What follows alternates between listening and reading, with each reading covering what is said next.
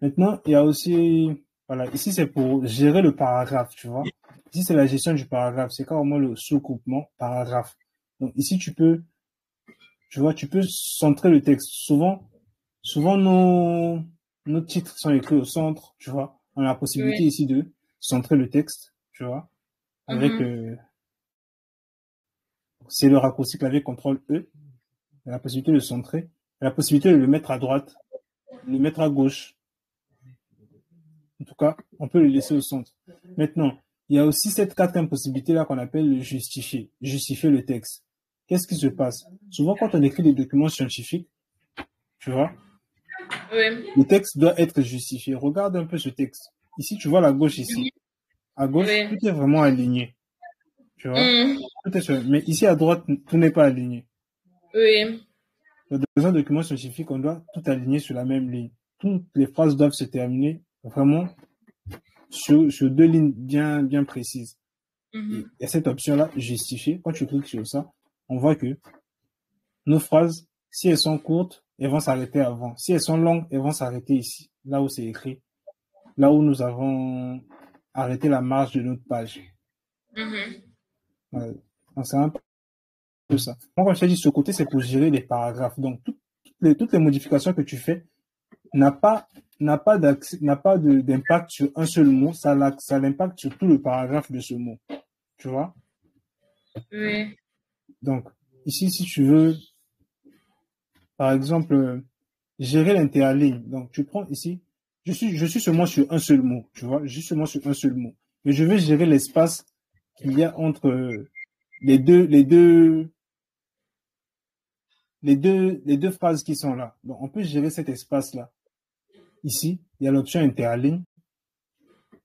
Et quand je clique sur cette option, je peux augmenter l'espace, tu vois. Mhm. Mais pourtant, j'ai cliqué simplement sur un seul mot. Mais ça gère tout le paragraphe de ce mot. Parce qu'on est dans l'onglet paragraphe. Donc, tu peux sélectionner tout un paragraphe. Tu gères vraiment l'interligne de manière professionnelle. Donc, des fois, tu veux, Non, l'interligne, elle sert à quoi? en fait, ça, ça aide à gérer l'espace entre les lignes Entre d'un les lignes. paragraphe. Oui. Ça aide à gérer l'espace entre les lignes d'un paragraphe. Et puis, il y a cette option-là. On regarde, tu vois, chaque groupement, il y a chaque groupement a un bouton au coin, tu vois. C'est ce Mhm. bouton-là, c'est cette option-là qui permet de sortir. Nous avons déjà travaillé sur ce côté-là. Ça nous permet de sortir toutes les fonctionnalités du groupement. Donc, de même, pour le groupement paragraphe, on a aussi cette flèche-là. On peut sortir toutes les fonctionnalités de ce groupement-là. Et ça fait en sorte que on peut gérer le paragraphe très dynamiquement. Regarde, notre paragraphe ici, il est représenté ici, tu vois. Oui. On veut gérer l'espace avant le paragraphe. On veut qu'il y ait beaucoup d'espace avant le paragraphe. Qu'est-ce qui se passe? Ici, il y a l'option espacement, tu vois. Mhm. On va augmenter l'espacement avant le paragraphe. Tu vois bien que le paragraphe descend même. On peut aussi gérer l'espacement après le paragraphe. Donc, si on augmente, on voit que le texte qui est en bas descend aussi. Mhm. Donc, si on clique sur OK, on verra que ça Ça va se crée faire. de l'espace. Oui. Il y a maintenant de l'espace. Donc, on a cette façon de gérer les paragraphes. Et comme ça, Et on peut rajouter des phrases si on a manqué quelque chose. C'est possible. si on a manqué quelque chose pour l'espacement là, Oui. l'espacement, tu peux pas mettre des phrases bizarrement Ah, on ne ici. peut pas. Maintenant, si tu veux mettre des phrases, tu reviens à la ligne qui était venue avant, Mhm. tu ajoutes, tu vois, tu cliques Ah sur oui. la touche entrée, tu pourras mettre des phrases dessus. L'espace. Mais ça, c'est un espace vraiment pour que ça soit Reste. vraiment de division, quoi. Ouais, c'est vraiment un espace de Mhm. division, pas un espace où tu vas noter les trucs. Donc, ici, tu peux carrément, voilà. Quand tu sélectionnes un paragraphe, ici, tu vas donner carrément la couleur de fond à ce paragraphe. Tu vois? Mhm. Tu vas donner une couleur de fond à ce paragraphe. Tu vois? Au texte du paragraphe. Avant, c'était seulement par exemple, pour un texte ou bien pour un mot qu'on a souligné. Mais là, c'est maintenant pour tout un paragraphe. Tu vois?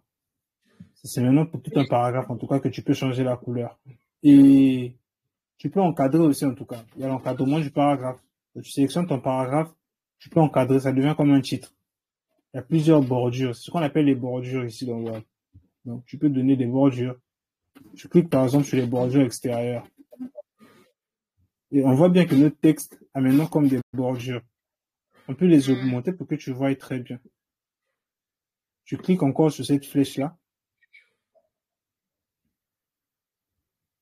Sur cette option bordure et trame, tu peux bien gérer les bordures.